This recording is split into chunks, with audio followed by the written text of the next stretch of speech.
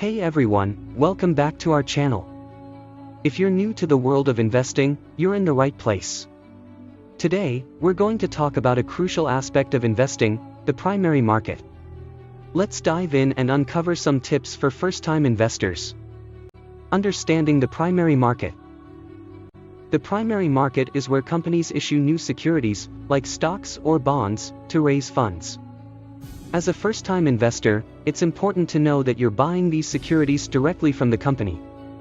This is different from the secondary market where securities are traded among investors. Tips for first-time investors.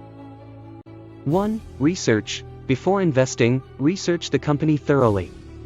Understand their business model, financial health, and growth prospects. Look for reliable sources of information. 2.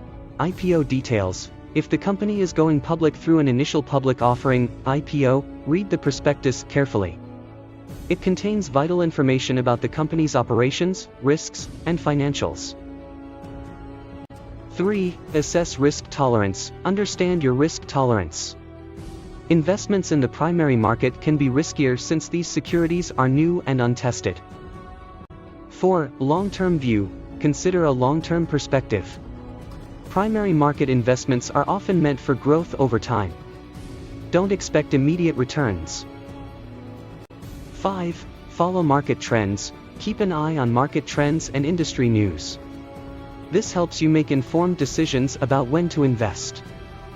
6. Diversify. Don't put all your eggs in one basket. Diversify your investments across different industries and sectors to reduce risk. Bonus point. Here's a bonus tip for you: patience pays off.